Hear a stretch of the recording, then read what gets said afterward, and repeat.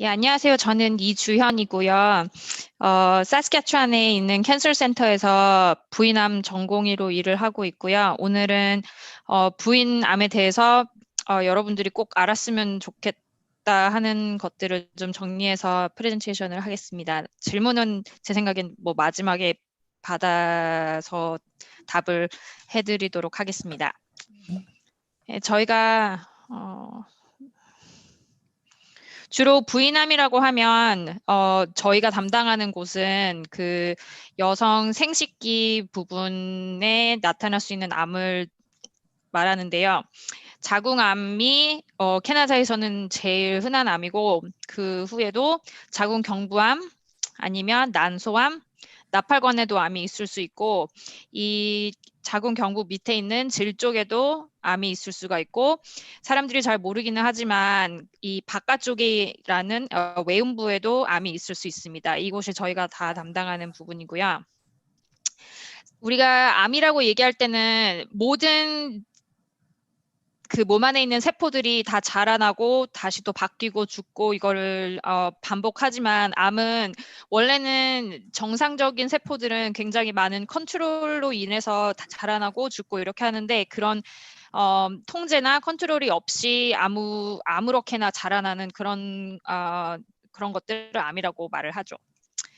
그 캐나다 아니면 아마 바깥에 있는 뭐 다른 노스 아메리카에 있는 나라들이나 한국들에도 사람들이 오래 살기 시작하면서 거의 한 45에서 50%의 어떤 성인도 어떤 종류의 암은 한 번은 걸릴 것이라고 합니다. 그래서 저희가 암에 대해서 좀 더 정보를 알고 좀 더 어떻게 예방할 수 있는지 어떻게 치료를 해야 되는지 아는 것이 중요하다고 할 수 있겠죠.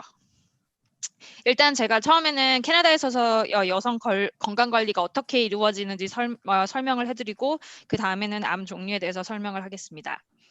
일단 한국과는 다르게 캐나다에서는 가정의가 있고 산부인과 전문의가 있고 저 같은 부인암 전문의가 따로 있는데 가정의도 많은 여성 건강에 대해서 많은 일을 하고 있습니다. 한국에서는 주로 산부인과에 간다고 들었는데 캐나다에서는 가정의 아니면 패밀리 피지션이 되게 많은 일을 하는데 자궁 경부암 검사 펩 테스트라고 하죠. 그거는 거의 가정의가 다 하고요.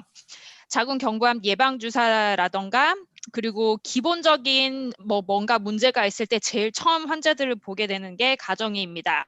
그리고 어떤 캘거리도 그렇고 다른 도시들도 만약에 건강한 분이 임신을 하고 뭐 출산을 하는 경우에는 가정의가 그런 일을 많이 하고요.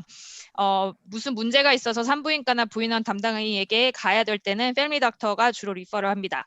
그리고 초음파 같은 거 주문하는 거나 아니면 자궁암이 뭐 의심되었을 때 내막 조직 검사 등은 조금만 트레이닝이 더 된 가정의들은 특별히 그 전문의한테 리퍼될 거 없이 그분들이 다 할 수가 있습니다. 산부인과 전문의는 여기서는 OBGYN이라고 하는데 일반 산과나 부인과를 함께 담당하는 분들이 거의 대부분이고요. 임신과 관련해서 환자를 진료하고 출산하고 제왕절개 그런 것들을 하고 부인과에 대해서는 뭐 생리불순이라던가 통증이 있다던가 자궁 내막증 같은 것들을 진단하고 치료하는 것은 다 산부인과 전문의들이 하고요. 뭐 피임에 관해서 수술이 필요하거나 안 그러면 약 같은 거를 이용할 때도 가정의와 산부인과가 같이 일을 하게 됩니다.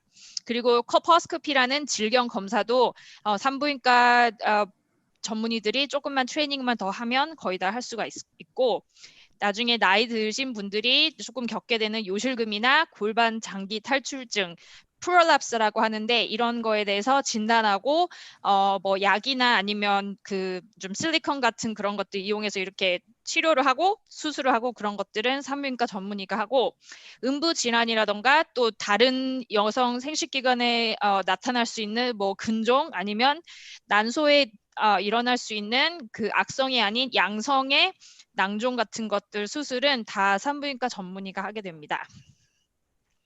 부인암 전문의는 그 산부인과 전문의 중에 암이나 아니면 좀 더 컴플렉스한 케이스를 담당하는 전문인데 가이네콜로직 oncologist라고 하고요. 저희는 자궁암, 자궁경부암, 난소암, 외음부암, 질암 아니면 조금 더 복잡한 수술을 해야 했을 때 저희가 들어가게 되고 저희는 수술과 항암을 다 하고 있습니다. 그리고 유방암은 외과 전문의들이 담당하고 있습니다. 그래서 산부인과가 담당하는 부분은 아니고요.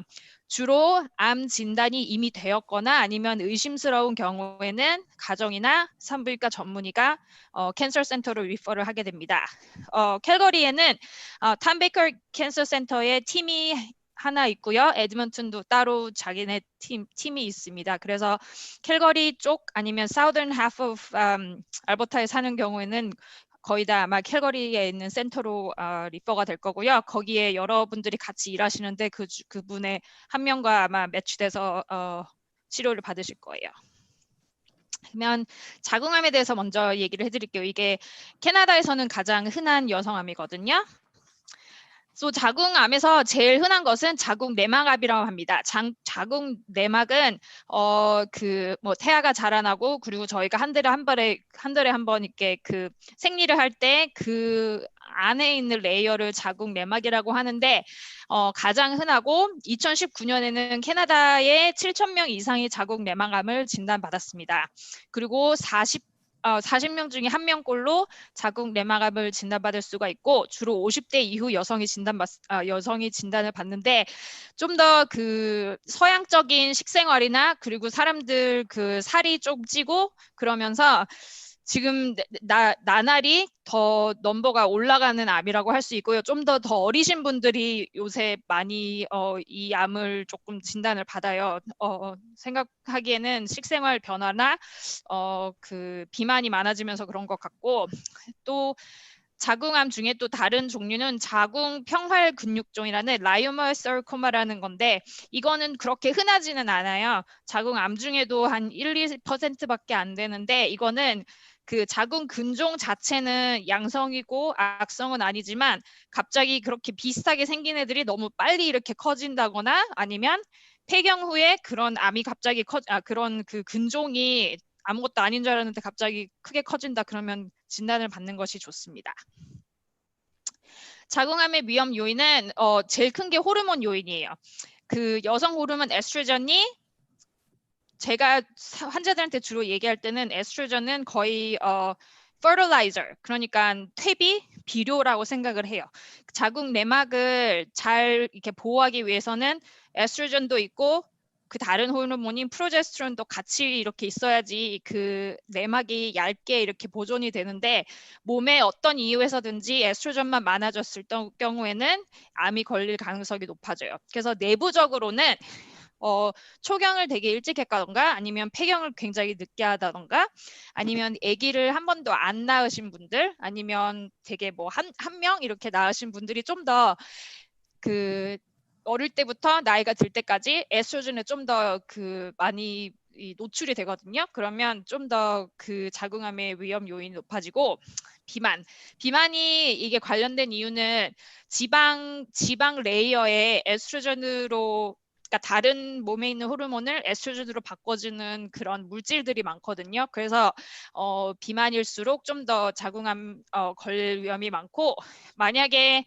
몸 다른 부분에 여성 호르몬을 분비하는 종양이 생길 수가 있거든요. 특히 난소에 그럴 경우에는 자궁암 위험이 한 20에서 한 30%로 올라갑니다. 그리고 PCOS라는 다낭성 난소 증후군은 그 뭐 매달 생리가 안 나온다던가 아니면 임신의 그 어려움이 계시는 분들 PCOS라는 그런 증후군이 있는데 그분들이 좀 더 자궁암의 위험이 있고요. 또 외부적으로는 나이가 드시고 나서 폐경 후에 호르몬을 사용하는 것 자체는 한 2~3년 하는 거는 안전하거든요. 근데 그때는 꼭 에스트로겐이랑 프로제스테론을 같이 해야 되는데 어떤 분들은 잘 모르고 에스트로겐만 쓰시는 분들이 있어요. 그렇게 되면 진짜 자궁 내막 안에 완전 비료를 계속 주는 그런 것처럼 되기 때문에 자궁암 위험이 좀 더 높아지고 또 다른 것으로는 가족력. 만약에 가족 중에 자궁암 걸렸던 사람이 많거나 아니면 대장암 걸린 사람들이 많거나 이럴 경우에는 그 유전 요인 때문에 걸릴 가능성이 있고, 또 나이, 그러니까 나이가 들면서 좀 더 저희 세포를 통제하는 그런 능력들이 조금 더 떨어지거든요. 그래서 나이가 들수록 암이 걸릴 가능성이 많죠. 일단 증상으로는 저는 이게 굉장히 중요하다고 생각해요. 왜냐하면 나중에 들으면 아시겠지만 난소암이나 아니면 뭐 자궁경부암은 그러니까 제일 그 초기 때는 증상이 별로 없어요. 근데 자궁암은 그거와 다르게 초기 때 증상이 있어요. 근데 그 증상을 무시하시고 그냥 넘어가시는 환자분들이 너무 많아서 이거는 진짜 중요하게 얘기를 드리고 싶고, 만약에 아시는 뭐 친구분들이 있으면 꼭 얘기를 했으면 좋겠어요. 폐경 후에는 질출혈이 절대 있으면 안 돼요. 폐경 후에 질출혈이 있을 때 그냥 그냥 한 번은 하는 줄 알았어 뭐 이러신 분들도 있고, 안 그러면 내 생리가 다시 돌아왔다가 다시 없어졌어 이렇게 하고 아무렇지 않게 생각하는 사람들이 있는데, 폐경 후에 질출혈이 있을 경우에는 그건 절대 정상이 아니에요. 그래서 꼭 의사와 상의를 해야 합니다. 그리고 폐경 전일 경우에는 뭐 생리 사이사이에 출혈이 있다던가 아니면 성관계 후에 출혈이 있다던가 아니면 그 생리가 갑자기 너무 양이 많아진다던가, 특히 나이가 한 40대 후반일 경우에 그때는 의사 선생님한테 얘기해서 초음파나 아니면 그 골반 검사를 꼭 받는 게 좋고요. 또 다른 거로는 질 분비물이 뭐 색깔이 조금 갈색이라던가 아니면 냄새가 좀 이상하다던가 아니면 질 분비물 속에 뭔가 티슈 같은 게 있는 것 같다. 특히 폐경 후에 그때는 꼭 의사한테 얘기를 하는 게 좋습니다.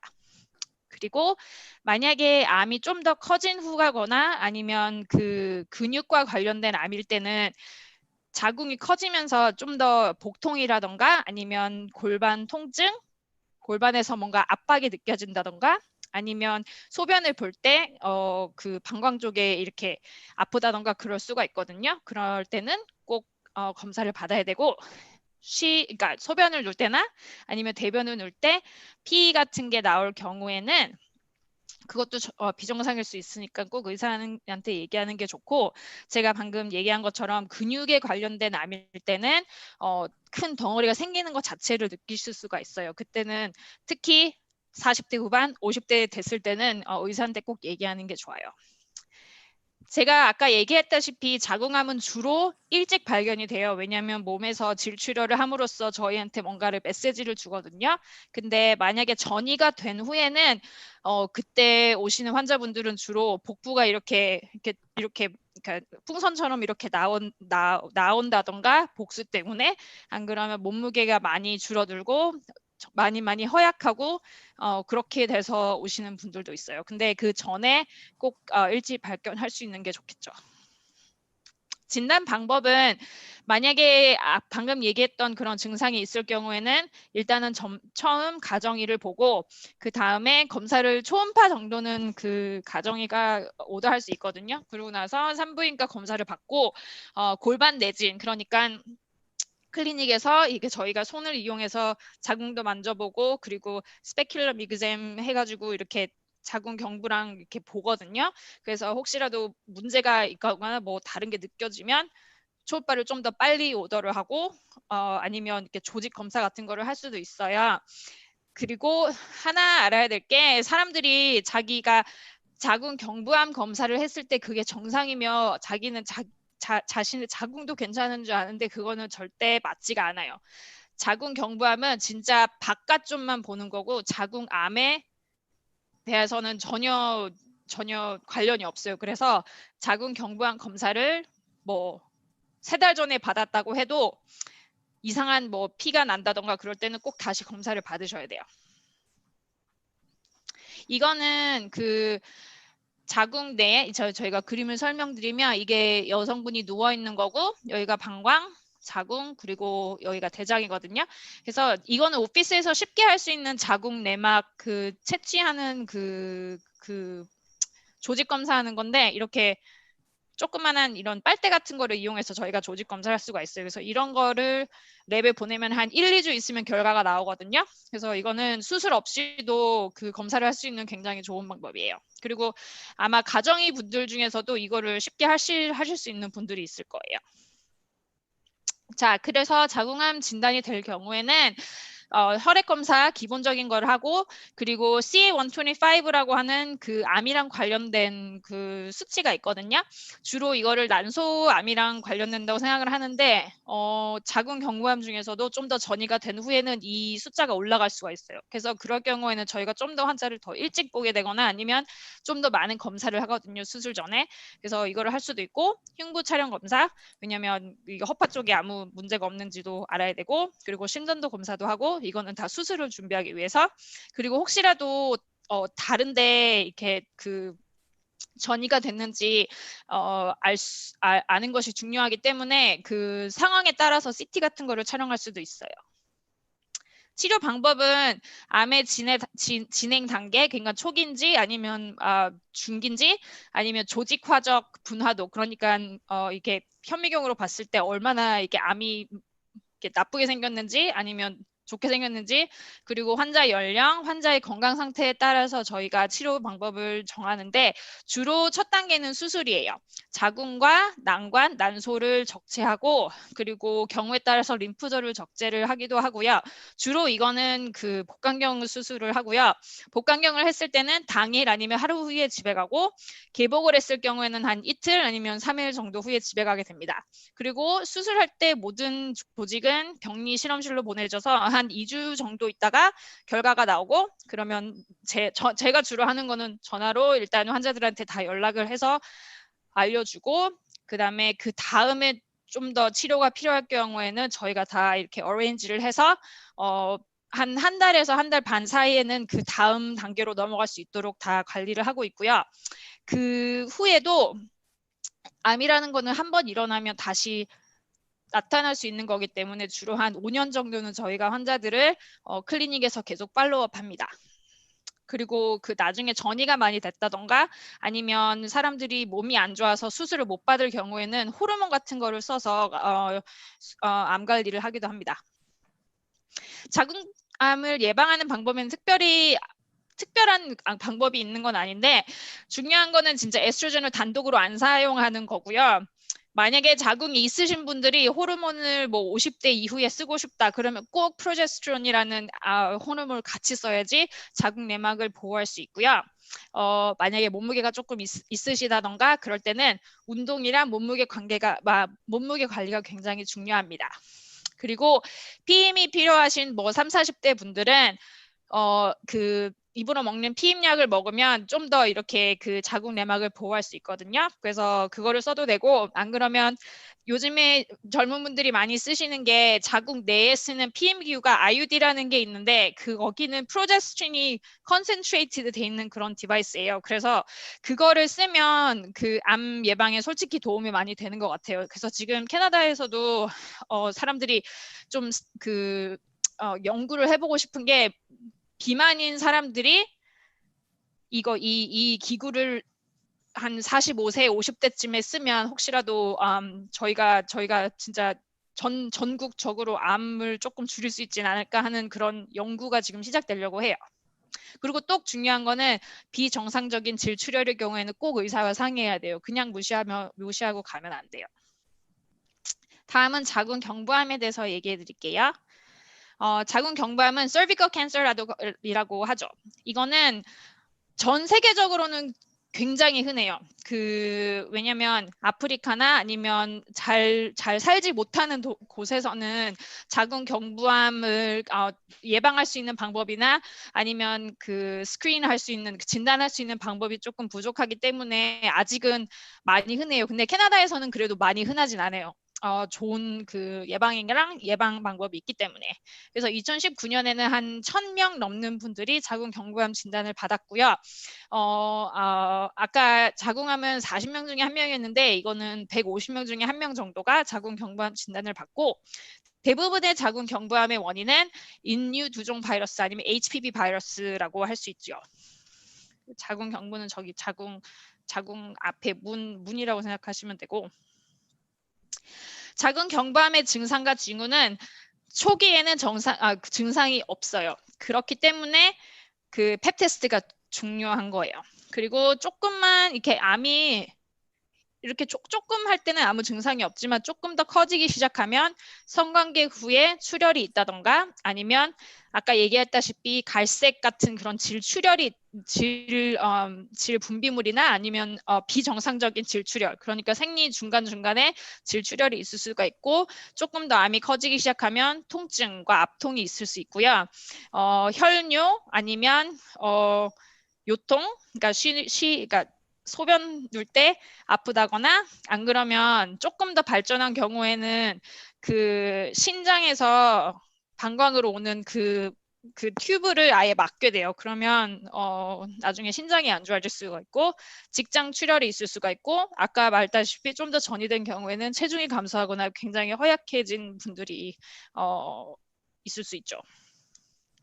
유발 요인은 아까 얘기했다시피 HPV 바이러스 감염인데 그 HPV는 솔직히 굉장히 흔하거든요. 나중에 얘기하겠지만 그런데 HPV 바이러스에 좀 더 많이 감염될 수 있는 경우는 뭐 첫 성관계를 일찍 했을 경우 아니면 여러 명의 상대수가 있을 경우 좀 더 감염될 수 있는 가능성이 높아지겠죠.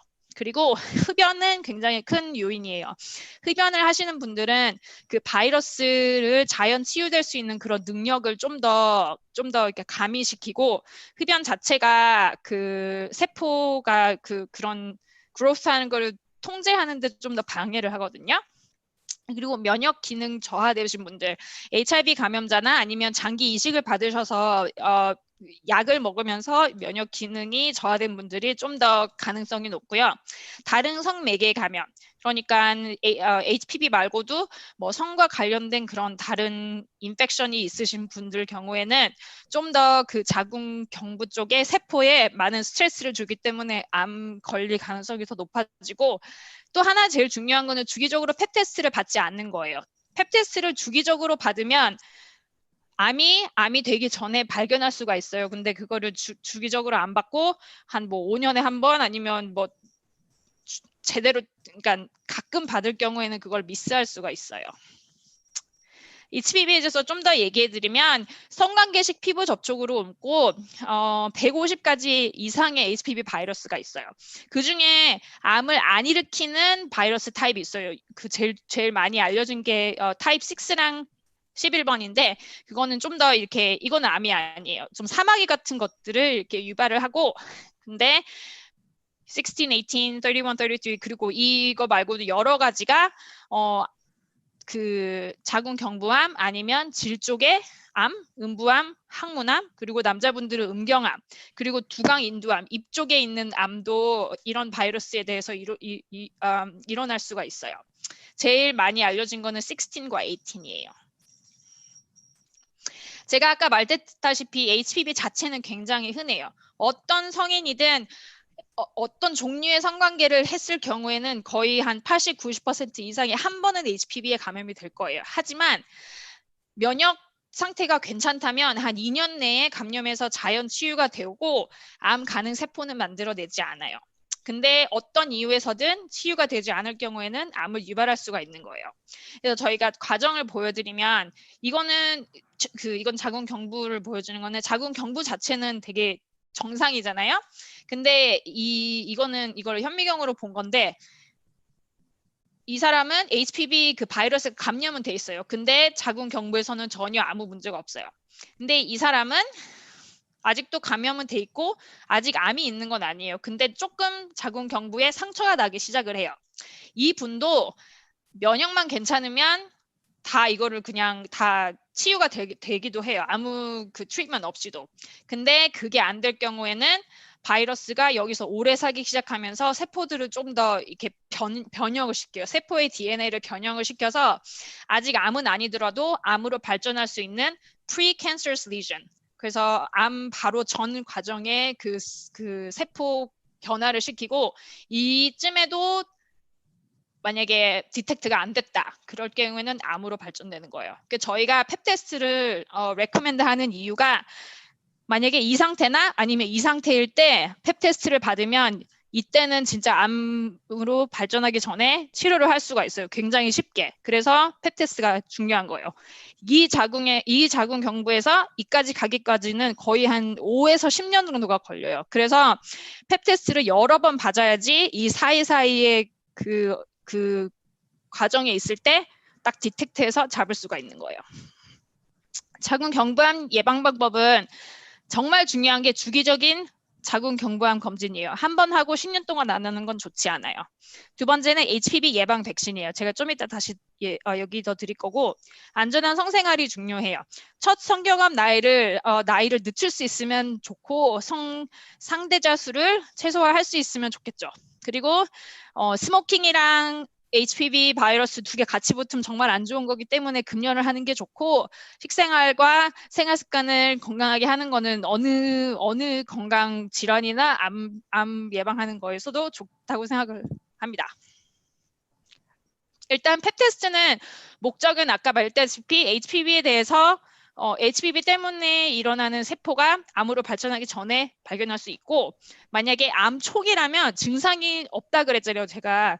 그래서 증상이 없을 때 암을 발견할 수 있어요. 그러면 암은 다 아시겠지만 초기에 발견하는 게 진짜 중요해요. 초기에 발견하면 큐어할 수 있는 가능성이 훨씬 많으니까.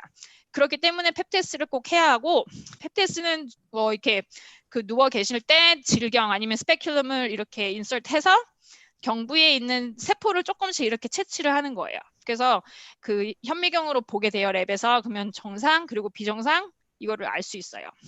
그 후에는 조금 더 다시 얘기해 드릴게요. 그래서 이거는 제가 질문을 준비한 건데, 어떤 분들은 자기는 뭐 나는 건강하다, 나는 더 이상 성관계를 가지지 않는다, 그리고 나는 평생 한 명만 성배우자가 있었다, 나는 동성애 성관계가 있다, 성관계 배우자만 있다, 나는 이미 폐경을 넘겼다, 내 가족 중에는 아무도 자궁 경부암 있는 사람이 없다, 그리고 나는 이미 자궁 경부암으로 뭐 자궁 절제를 했다, 뭘 했는데, 그럴 경우에는 자기가 안 해도 된다고 생각하시는 분들이 있는데, 모든 사람들은 다 펩 테스트 받아야 돼요. 알버타에서는 펩 테스트를 25세부터 3년 간격으로 정기적으로 검사를 받아요, 지금은. 근데 이것도 되게 항상 바뀌고 있는데, 지금으로는 25세부터 3년 간격으로 정기적으로 검사를 받아요. 근데 만약에 어리신 분들, 뭐 17살, 18살 되시는 분들이 이미 성관계를 뭐 일찍 했을 경우에는 자기가 의사한테 얘기해서 더 일찍부터 받을 수도 있어요. 69세까지는 정기적으로 검사를 받아야 하고, 그때 한 10년간의 결과가 정상이라면 검사를 그만해도 돼요. 만약에 면역 상태가 안 좋다거나 아니면 예전에 초기암 진단이 있었을 경우에는 아무리 그 자궁을 드러내거나 그렇게 했을 때도 그 후에 남아있는 질 쪽의 위쪽에도 암이 생길 수 있기 때문에 매년 정기적으로 펩 테스트를 받아야 돼요. 그리고 안 해도 되시는 분들은 진짜 자궁 경부암과 관련 없이 자궁 적출을 했을 때는 그 후에는 안 받아도 돼요. 만약에 뭐 근종 때문에 수술했다, 그럴 경우에는 더 이상 남아있는 자궁 경부가 없기 때문에 검사를 안 받아도 되고요. 하지만 그분들도 만약에 뭐 비정상적인 분비물이나 이럴 때는 검사를 받아야 되고, 그리고 HPV 백신을 맞았어도 정기적인 검사를 받아야 돼요.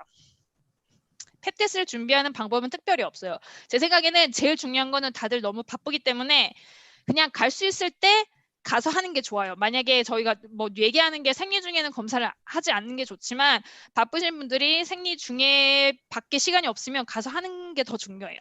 검사 전 24시간은 성관계를 갖지 않는 게 좋고, 그리고 약물 치료, 만약에 뭐 호르몬을 쓴다거나 아니면 뭐 스테로이드 쓰시는 분들은 24시간 정도는 안 하는 게 좋고, 질출혈, 분비물이 있을 경우에는 꼭 검사할 때 얘기를 해야 돼요. 왜냐하면 펩 테스트도 해야 되지만 만약에 이상한 출혈이 있을 경우에는 자궁 내막을 이렇게 조직을 해야 될 수도 있으니까 꼭 얘기하고, 결과는 몇 주가 걸리고 주로 가정이나 아니면 산부인과 전문의에게 보내어지고, 제가 알버타는 잘 모르겠는데 제가 여기서 사는 여기는 저희가 결과를 온라인으로 볼 수도 있거든요. 그리고 어떤 프로빈스는 아마 집으로 레터가 올 거예요, 정상이었다고. 그리고 질 확대균 검사. 그래서 만약에 펩 테스트를 했는데 결과가 비정상이거나 아니면 좀 걱정되는 결과가 나왔을 때는 아마 또 레터를 받을 거예요, 전화나. 질 확대균 검사를 해야 하니 뭐 언제 오세요. 그러면 사람들이 되게 많이 놀래요. 질 확대경 검사했다는 말을 나한테 무슨 암이 있나 이런 걱정을 하시는 분들이 있는데 그건 아니고요. 그 이상 소견은 매우 흔해요. 만약에 나이가 드신 분들은 폐경 후에 그 조직이 굉장히 얇아지기 때문에 그것도 이상 소견으로 나올 수가 있어요. 그래서 만약에 펩 테스트 하고 나서 전화를 받으셨다면 걱정은 안 하셨으면 좋겠어요. 왜냐하면 암이 진단된 건 아니거든요. 이상 소견 시에는 그게 얼마나 이상하냐에 따라서 1년 후에 다시 그 펩 테스트를 하거나 3년 대신 아니면 질 확대경 검사를 하도록 어포인먼트가 잡아질 거예요. 그때는 질 확대경은 솔직히 그냥 골반 검사하는 거랑 솔직히 똑같아요. 똑같은데 다른 점은 저희가 좀 더 이렇게 확대해서 볼 수 있는 그런 그 기구가 있고요. 만약에 저희가 봤을 때 좀 좀 걱정되는 부분이 있다 그러면 조직 검사를 동시에 시행할 수가 있어요. 그리고 제가 아까 말했다시피 암 되게 초기거나 아니면 암 바로 전 관계 pre-cancerous lesion이 있을 때는 큰 수술 없이 이 질 확대경 검사를 하면서 치료를 할 수가 있는데 그 치료는 LEEP이라고 하거든요. Loop Electrosurgical Excision Procedure. 이거는 여기 그 자궁 경부 쪽에 그냥 그 이렇게 마취만 살짝 해서 이렇게 룹 같은 이런 그거를 이용해서 그러니까 자궁 경부의 아주 작은 부분을 이렇게 잘라내는 거예요. 그러면 이거를 봄으로써 얼마나 뭐 이상한 세포가 있었는지 그런 걸 알 수가 있어요. 자궁 경부암 치료 방법은 아까 자궁암과 비슷하게 환자의 나이 그리고 자궁 경부암은 좀 더 젊은 분들이 걸릴 수 있기 때문에 출산 희망 여부, 암의 진행 정도 그리고 건강 상태에 따라 치료 방법이 정해집니다. 방금 봤다시피 립 이 시술은 그냥 오피스에서 하는 건데 이것도 만약에 암이 정말 1cm도 안 되고 너무너무 작을 경우에는 그리고 환자분이 출산을 하고 싶을 때는 립으로도 그냥 치료를 할 수가 있어요. 그리고 만약에 립을 하기에는 너무 그 리전이 크지만 꼭 출산을 하고 싶다. 그러면 립보다는 조금 더 크게 자궁 경부 자체를 저희가 드러낼 수도 있어요. 수술을 해서. 그리고 만약에 이제 출산을 안 해도 된다. 그럴 경우에는 자궁 절제술을 하고 림프절 검사를 하고 또 그 후에 그 결과에 따라서 항암이나 아니면 방사선 치료가 필요할 수도 있어요. 초기에 발견된 경우에는 주로 수술을 하지만 초기에 발견됐지만 수술을 하고 나서 그 세포 검사를 했더니 조금 더 이렇게 하이 리스크한 그런 게 있거든가 아니면 2기, 3기, 4기 분들은 주로 저희가 항암이랑 방사선을 동시에 이용해서 치료를 하고요. 요즘엔 좀 더 리서치가 되고 있는 게 그 항암 중에서도 좀 더 면역 항암이라고 하는데 조금 새로운 약을 이용해서 치료를 하기도 해요. 그리고 치료 후에는 아까 얘기했다시피 항상 그 재발은 있을 수 있기 때문에 주로 한 5년 정도는 캔서 센터에서 팔로우를 하고 그 후에도 꼭 패밀리 닥터나 산부인과를 통해서 계속 검사를 하셔야 돼요. HPV 예방 백신이 굉장히 중요한데 이 백신은 실제 바이러스와 비슷한 그런 단백질을 이용해서 면역력을 만드는 거고요. 그러니까 이 안에 바이러스 자체가 있지는 않아요. 제일 많이 쓰이는 게 가르디스 9이라는 건데 거기는 제일 흔한 그러니까 7가지 암을 일으킬 수 있는 HPV 타입이랑 암 안 일으키지만 warts, 사마귀를 일으킬 수 있는 HPV 타입이 들어있어요. 이거는 전체 자궁 경부암의 70에서 90%를 예방할 수 있고요. 100%를 하는 건 아니에요. 왜냐하면 아까 얘기했다시피 150가지 정도가 있기 때문에 그래서 아무리 이걸 했다고 해도 자궁 경부암 검사는 계속 해야 돼요. 이거는 이 백신이 나오고 나서 너무 사람들이 질문이 많아서 정말 많은 리서치를 했거든요. 이제 거의 한 몇 밀리언 분들이 이거를 받았는데 이건 안전하다는 그리고 효과가 있다는 결과가 증명이 되었고 그래서 세계보건기구, 미국, 캐나다 그리고 한국 그리고 여러 나라에서 다 안전하다고 확인을 했기 때문에 권고를 하고 있습니다. HPV 백신은 캐나다에서는 계속 바뀌어요. 원래는 9 to 26였거든요. 근데 또 다시 9 to 45 여성한테는 레커멘드를 한다고 했는데 이제 다시 바뀌어서 이제 여성분들은 나이 제한 없이 자기가 받고 싶으면 프리스크립션 받아서 가서 하면 돼요. 남자분들도 받는 게 중요한 게 성관계에 일해서 할 수 있는 그 바이러스이기 때문에 중요하고 아까 말씀했다시피 남성분들도 구강 쪽의 암이나 아니면 음경암 이런 게 있을 수가 있기 때문에 받는 게 정말 중요해요. 3회 접종을 하고요. 가정이나 아니면 아무 의사한테 그냥 처방전 받아가서 약국에 가서 접종하면 돼요. 아실 수도 있겠지만 캐나다 거의 모든 프로빈스에서 학생들은 다 무료로 접종을 해요. 학교에서 6학년에 주로 접종을 하고 만약에라도 뭐 이민을 늦게 왔거나 아니면 무슨 뭐 일로 인해서 6학년 때 못 받았으면 12학년까지로도 무료로 하고 아마 가정이한테 물어보면 될 거예요. 왜냐면 어떤 프로빈스에서는 또 26세까지도 무료로 해주는 데도 있거든요. 그리고 캘거리 대학 학생이 있다면 그 학교 클리닉에 물어봐도 돼요. 제가 UBC에 있었을 때는 UBC도 거기 학생한테는 나이가 조금 있어도 무료로 줬거든요. 그래서 꼭 받는 게 좋은 것 같아요. 저는 제 주위에 있는 뭐 널스들이나 의사들이나 나이가 어찌됐든 간에 저는 되게 레커멘드를 해요. 저는 제가 30살 됐을 때 받았거든요. 진짜 암을 백신으로 예방할 수 있는 거는 정말 드문 거기 때문에 그리고 자궁경부암 걸린 환자들 제가 정말 많이 봤지만 너무 아픈 암이에요. 그래서 어떤 방법을 이용해서든지 예방할 수 있는 게 있으면 정말 하는 게 중요한 것 같아요. 부작용은 거의 다 그냥 이렇게 좀 아파요. 팔이 아픈데 그거 말고는 별 부작용이 없어서 굉장히 안전한 백신이에요. 거기까지가 자궁경부암이고 이제 난소암을 얘기하겠습니다. 난소암은 제일 흔한 게 상피세포암이고 그거 말고도 여러 가지 종류가 있어요. 양성 그리고 악성이 있어요. 양성은 그러니까 그 난소는 매달 이렇게 그 알을 만들어내는 그런 올게니잖아요. 그래서 그 시스트 아니면 그냥 물혹 생기는 건 너무 흔하거든요. 그리고 그거는 대부분 양성이에요. 젊은 여성분들이 이렇게 시스트가 자주 생기는데 그거는 거의 다가 다 양성이에요. 악성은 드물어요. 젊은 분들은. 상피세포암이 제일 흔한데 그 중에서도 제일 조금 무섭고 제일 흔한 게 high grade serous라는 난소암이에요. 고도 장액성 난소암인데 진단 확률이 1.4% 정도고 다들 아시겠지만 이거는 저희가 좀 무서워해요. 왜냐하면 소리 없이 찾아오기 때문에 1기, 2기 때는 아무 증상이 거의 없어요. 그리고 블러드 테스트나 아니면 초음파 검사를 해도 정확하지가 않아요. 그래서 한 60% 이상이 3기 아니면 4기 때 진행된 상태에서 진단되고 5년 생존율이 대체로 낮아요. 요즘에 많이 리서치가 되고 새로운 약도 들어오고 수술도 좀 더 어그레시브 해주면서 조금 더 높아지고는 있는데 아직도 한 40%라고 생각하면 돼요. 진단 평균은 60대 정도고 여성에게는 5번째로 흔한 암이에요.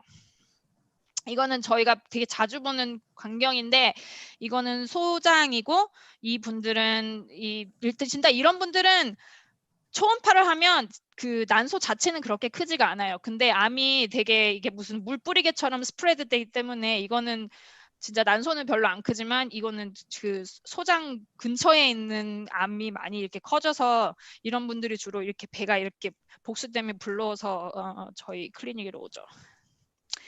저희가 부르는 거는 난소암이지만 솔직히 이 상피세포암, 고도 장액성 난소암은 주로 난관 끝에서 시작이 돼요. 그래서 나중에 한 몇 년 지나면 이름이 난관암으로 바뀌지 않을까 싶어요. 제가 부를 때는 저는 주로 난소난관암이라고 해요.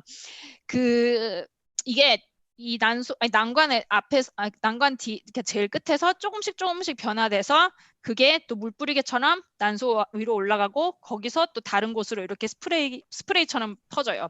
그래서 이거는 그냥 저희가 수술할 때 안쪽에서 배에 그냥 이 지붕을 보는 건데 이렇게 조그만한 암들이 그냥 이렇게 듬성듬성 다 붙어 있어요. 이런 경우에는 아마 3기분일 거예요. 난소암의 관련 요인은 정확한 유발 요인은 알려지지 않아요.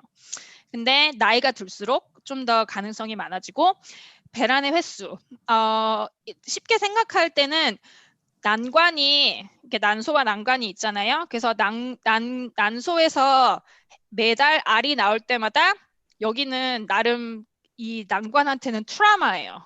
왜냐면 스트레스를 받아요. 왜냐면 항상 이렇게 알이 터지니까 얘네가 잘 있다가 움직여야 되잖아요. 그러면서 이거를 자기네들이 자연 치유를 한다고 할 때 좀 더 그 세포 내에서 에러가 생기는 거예요. 그래서 많은 배란을 했을 사람들이 좀 더 난소암에 익스포즈가 많이 돼요. 그래서 초경을 일찍 했거나 왜냐면 초경을 일찍 할수록 배란일이 훨씬 많아지니까 라이프타임에서 봤을 때 그리고 늦은 폐경 아니면 무출산일 경우 아니면 불임일 경우 좀 더 가능성이 많아지고 유전 요인이 굉장히 커요. 그래서 가족 중에 난소암 그 히스토리가 많을 경우에는 검사를 꼭 해봐야 되고요. 조금 이따 얘기 다시 더 해드릴게요. 그리고 비만, 자궁 내막암, 유방암 있으셨던 분들이 좀 더 난소암에 걸릴 가능성이 많아요. 그리고 환경적 요인도 있고 식습관도 관련이 된 것 같아요.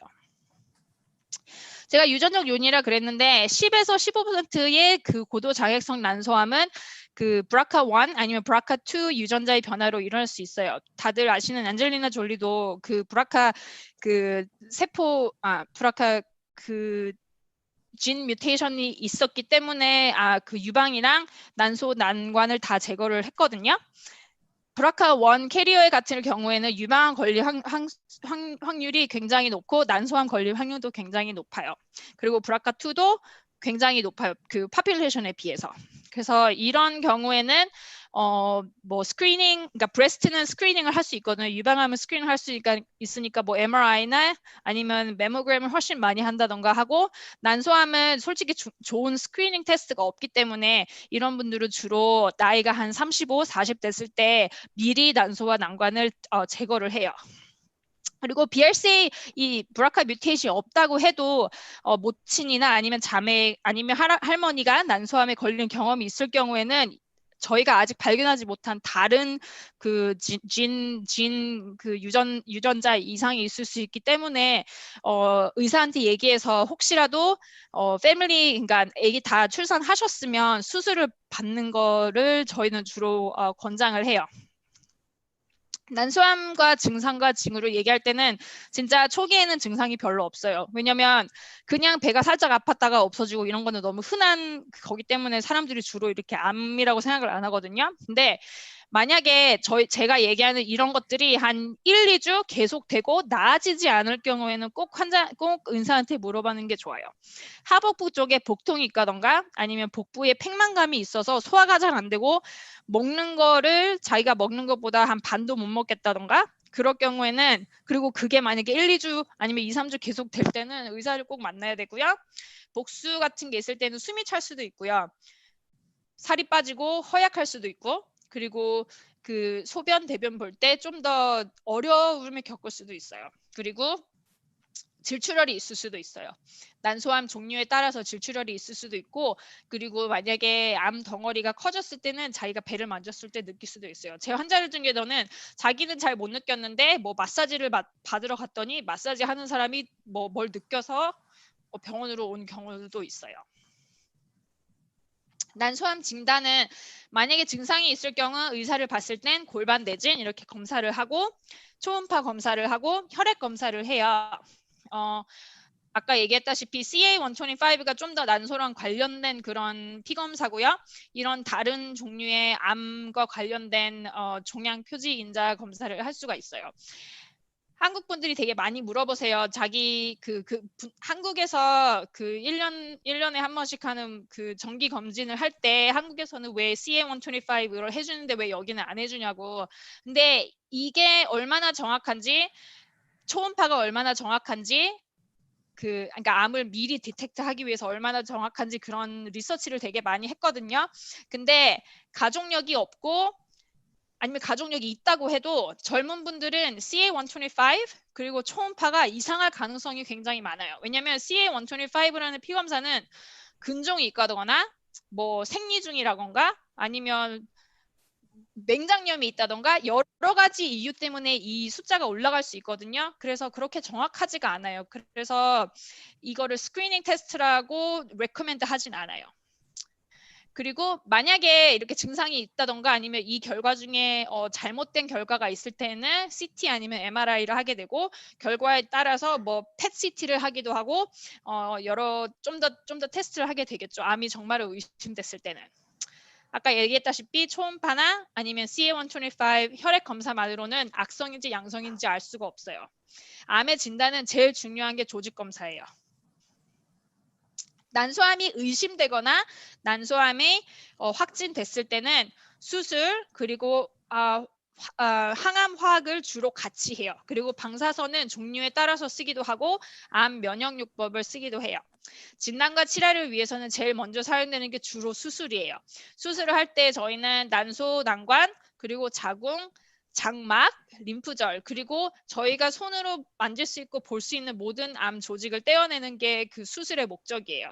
그리고 조직 검사 결과에 따라서 그 후에 항암 화학을 주로 쓰죠. 주로 쓰고 만약에 환자분이 건강이 안 좋거나 아니면 이미 복수가 너무 많이 찼거나 이미 전이가 많이 된 경우에는 수술 전에 초음파나 CT를 이용해서 조직 검사를 먼저 해서 종류가 무슨 종류의 암인지 찾는 다음에 그 후에 항암을 먼저 하고 그 후에 수술을 하기도 해요. 그래서 그러니까 수술과 항암을 이렇게 짬뽕으로 이렇게 그 순서를 바꾸기도 해요.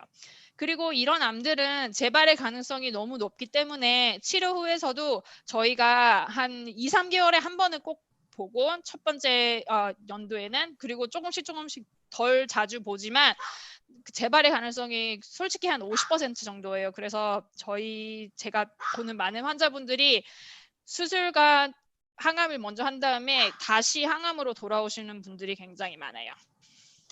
나나? 저희 강아지가 짖어서. 예방 방법은 솔직히 정확히는 없어요. 왜냐하면 여러 가지 원인이 있을 수 있기 때문에 100% 예방할 수는 없는데 그래도 조금만 그 리스크를 줄일 수 있는 방법은 무배란 기간을 길게 하는 거예요. 그래서 임신을 했으신 분들 경우에는 모유 수유를 오래 하면 오래 할수록 배란을 안 하거든요. 그래서 그렇게 해서 조금 더 줄일 수가 있고 임신을 뭐 이것 때문에 일부러 많이 하는 건 아니지만 임신을 많이 하신 분들은 좀 더 리스크가 적고요. 만약에 PM이 필요하실 경우에는 경구 PM약을 복용하면 그 배란을 안 하게 되거든요. 그래서 특히 저희는 그 브라카 진 가지고 있는 환자분들은 아직 뭐 아이를 안 가졌기 때문에 난관, 난소 제거할 수는 없을 경우에는 저희는 젊은 분들은 그 경구 PM약을 복용하는 거를 레커멘드 해요. 왜냐하면 5년 이상 복용할 때는 50% 이상 줄어들어요. 암 리스크가. 가족력이 있을 경우는 의사와 상의해서 유전자 검사를 하고요. 만약에 유전적 이유, 그 BRCA1 and 2 아니면 또 다른 그런 좀 유전자 이상이 있을 때에는 가정을 완성한 후에 예방적으로 난소와 난관을 절제를 해요. 아까 얘기했다시피 정기적인 초음파나 혈액 검사는 양성이나 악성을 구별할 수 없어요. 어떤 연구에서는 이런 초음파랑 혈액을 검사를 계속했더니 수술을 안 해도 되시는 분들이 수술을 했다가 컴플리케이션이 생기는 경우도 많았어요. 그래서 권고되지 않아요.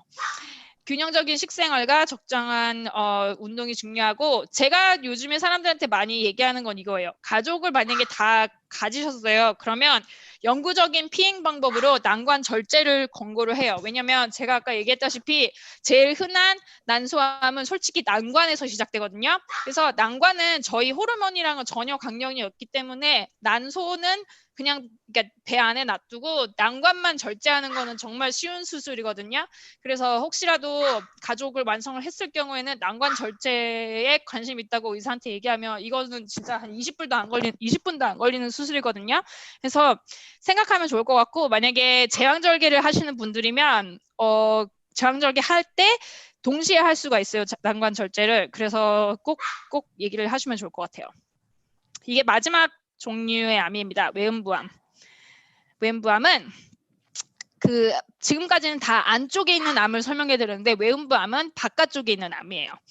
제가 이거 설명을 드리면 여기가 소변 나오는 곳, 그리고 여기가 질 입구거든요. 그래서 외음부는 이 바깥쪽을 다 얘기하는 거예요. 이 바깥쪽.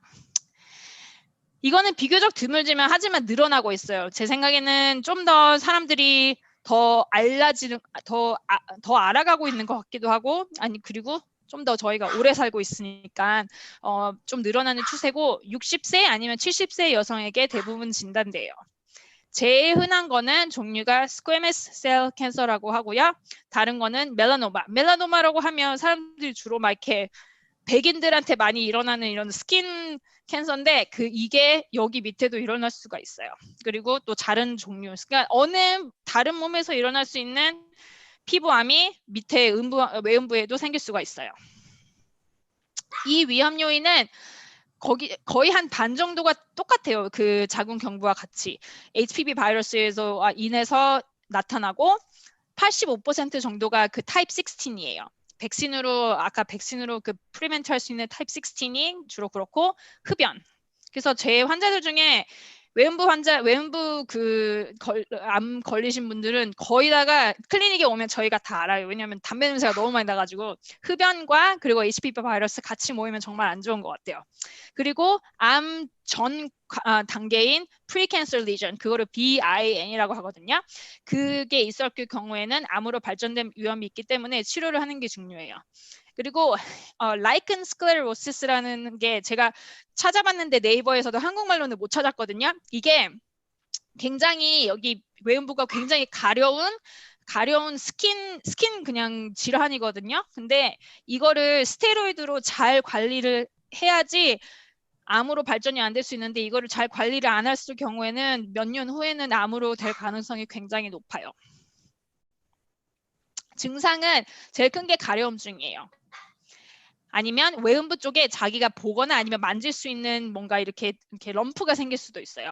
그리고 그러니까 이분의 같은 경우에는 굉장히 되게 얇아 보이잖아요. 이게 그 라이큰 스크레로시스가 오래된 분의 사진인데 이게 관리를 잘 안 하면 이런 식으로 이렇게 암으로 변할 수도 있어요. 이거는 아까 했던 멜라노마예요. 멜라노마, 피부암.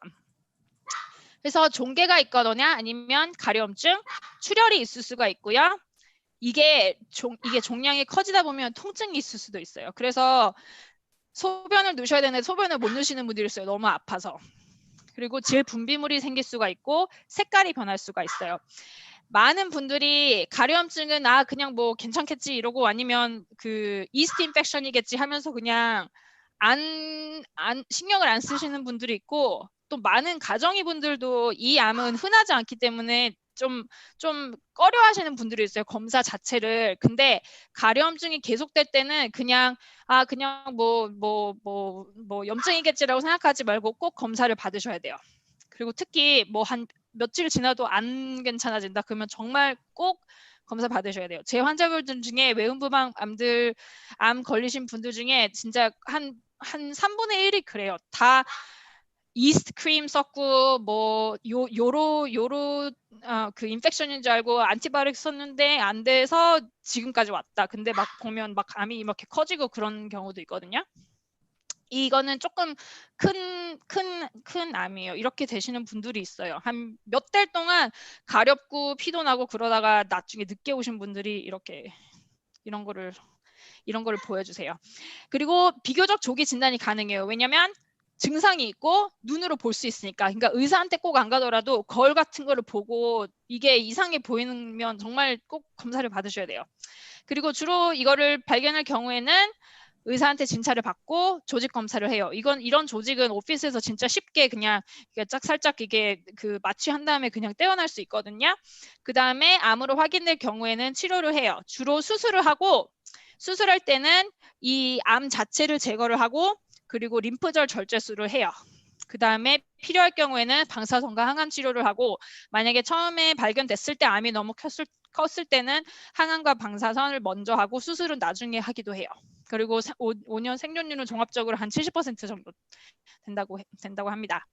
예방법은 자가진단이에요. 만약에 여성분들 집에 있을 때 아무 증상이 없더라도 정상인 내 외음부가 어떻게 생겼는지를 잘 알아두면 나중에 문제가 있을 때 뭐가 달라져 있는지를 볼 수가 있잖아요. 그래서 거울 같은 거 있으시면 가끔이라도 샤워 끝나고 뭐 이렇게 한번 검사를 해보세요. 이게 이렇게 생겼구나. 그리고 만약에 1년에 한 번 정기검진 이런 거 받을 때 가정이나 부인과한테 한번 받게 괜찮은지 봐달라고 하는 게 좋을 것 같아요. 그리고 금연이 중요하고 아까 얘기했다시피 안전한 성생활 그리고 예방 접종을 하면 자궁 경부암 말고도 외음부암도 예방할 수 있으니까 꼭 생각해 주시면 좋겠고 외음부의 깨끗한 위생 상태가 중요해요. 비누 같은 거를 이렇게 문지르거나 되게 타이트한 언더웨어는 되게 안 좋거든요.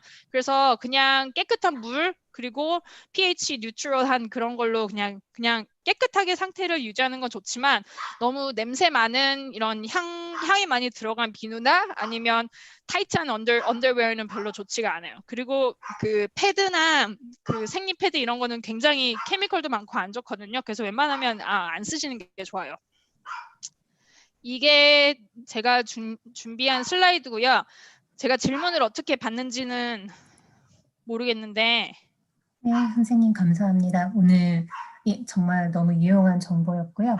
제 네. 목소리 들리시나요? 네. 네, 잠시만요. 네, 네. 아나? 제가. 네. 네네. 오늘 처음에 테크니컬 이슈 때문에 저희가 선생님 소개를 앞에서 못 드려서 제가 네. 잠깐 선생님 숨 고르실 동안에 선생님 소개해 드리고요. 지금 한두 가지 질문이 올라오신 것 같아요. 그래서 그거에 대해서도 질문 드리도록 하겠습니다. 네. 네네. 그래서 오늘 그 발표를 맡아주신 이주현 선생님, 영문 이름은 샤이나 리 이렇게 발음을 하시나요? 네. 네, 선생님께서는 네, 리자인에서 지금 3명 중 한 분으로 계시는 부인남 전문의로 계시고요. 캘거리에서 의대를 졸업하셨고 UPC에서 산부인과 레지던트 과정, 부인남 펠로십 과정을 마치셨습니다. 수술과 항암 등 통해서 여러 종류의 부인암 치료를 담당하고 계시고요. 클리닉 밖에서도 환자, 대중들에게 부인암에 관한 지식을 오늘처럼 이렇게 더 널리 알리는 그런 일과 의대생 교육에 관심이 많으시다고 하십니다. 네, 그래서 오늘 이렇게 정말 도움이 되는 세션 준비해 주셔서 너무 감사드립니다.